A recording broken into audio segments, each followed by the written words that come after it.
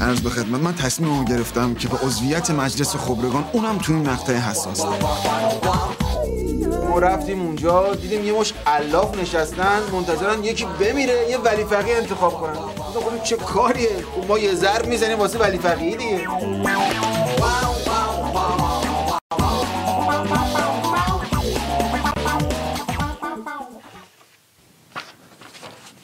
اوه باز این سیریش اومد که بگیریم بندازیمش بیرون؟ نه بابا، خواهرزاده حاج آقا جنتیه. بفرمایید. با سلام به امام راحل، من به همراه نوبه خودم در خدمت شما هستم. یعنی که نوبه خودم هم آوردم. نوبه؟ نوبه دیگه، آدم هر جا میره باید نوبهش هم با خودش ببره که بتونه به نوبه خودش سلام کنه، به نوبه خودش تشکر کنه از مسئولین، به نوبه خودش تسلیت بگه، تبریک بگه. نوبه است دیگه، نوبه همه میگن به نوبه. آقا بریم سر اصل مطلب. بله. عرض کنم که بنده به نوبه خودم فکرامو کردم. یعنی من راه اشتباهو داشتم میرفتم. باریکلا که به همین رسیدی لااقل. آره بعد خبرگان و ولی فقیه و اینا اصلا در حد من نبود. من میخوام رئیس جمهور آمریکا بشم. چی؟ رئیس جمهور آمریکا؟ شیطان بزرگ؟ نه اون شیطان بزرگ مال قبل از مذاکرات بود. الان بهش میگیم شیطان بلا. حالا چرا آمریکا؟ خب پس کجا؟ ما خودمون رئیس جمهور داریم که البته خب نقشش مثل سوراخ اول کمربند همیشه هست، ولی خب هیچ وقت به کار نمیاد. چون یه قلم تحریما رو نها کن، این همه سگدو زدیم باز همون آش و همون کاسه. این بود که گفتم برم رئیس جمهور آمریکا بشم، لااقل تحریما رو بردارم یه کاری. یعنی آقای روحانی دوغ؟ نه ایشون که اصلا دیگه شورشو در آورده. نه ایشون که دیگه اصلا شورشو در آورده. تو دوره ایشون انقدر زندگی شیرین شده که دیگه همه شکرک زدن. اصلا این بغلای چیز هست یقین هم. خب حالا شما رئیس جمهور جمهوری خواهی یا دموکرات؟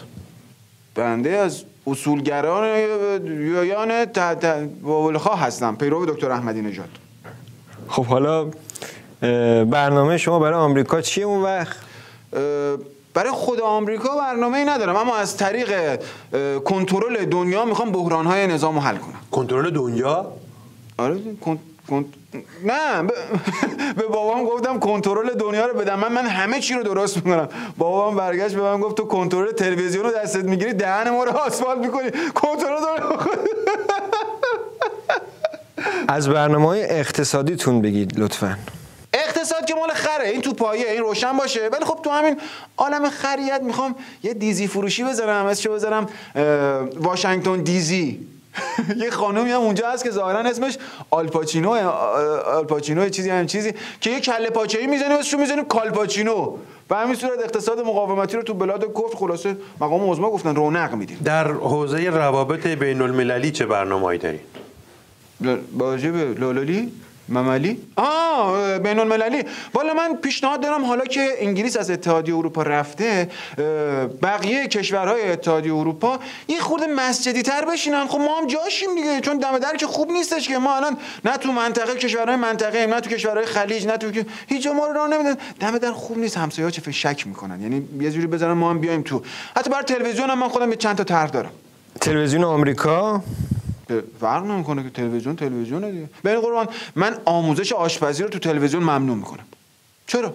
با ملت گرسنن، هی آموزش ترشی تره و شیش انداز و باقالی قاطع میدن. بابا 2 تا برنامه اختلاس بذارین، مردم رو با فنونش آشنا کنین تا بتونن شکم 7 نسلشون رو سیر کنن.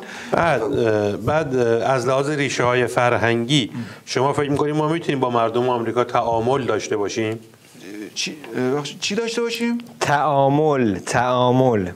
نه آقا خواهش میکنم حرف نزن. نه این بحثا اصلا به روحانیت نمیچسبه. من نمیفهمم. یعنی دود، دزدی، اختلاس، همه رقمه پایه‌ایم کل روحانیت، اما تعامل اونم تو این سن و سال حوزه ای نیست که روحانیت توش ورود بده. خواهشاً هم جای دیگه نگید. منظورم اینه که اصلا فرهنگمون به هم میخوره. ببینید اگه دقت کنید ما تاریخاً اقواممون پارت ها و ماد ها بودن. یعنی تاریخاً مسائل ما یا با پارتی حل میشد یا به صورت مادی. خب همه دنیا همینجوریه دیگه، یا مادی یا پارتی. پیامتون برای بسیجی‌ها چیه شما؟ بسیجی‌های آمریکا؟ نه بابا، بسیجی‌هایی که میخوان به مقابله با آمریکا برخیزن، اونا رو میگم من. اونا پیامم اینه که آقایون داداشام، بسیجی‌ها شما صبح قبل از ظهر از خواب برخیزید، نمیخواد به زحمت بیفتید به مقابله با آمریکا برخیزید. یعنی من همچین. بعد شما که میشه رئیس جمهور آمریکا، ولی فقیه چی میشه این وسط؟ ولی فقیه مگه هست هنوز؟ بابا اون که مال زمان بوقلی شاه بود که. بعدم ما خودمون بالا پر رو بهش دادیم. نفهمیدم یهو چجوری دوم از کجا در آورد. من نمیفهمم ولی فقیه دوم در. ولی فقیه رو ولش کن. الان ملاقات بکن تو دیگه کت خدا. برو آقا جون.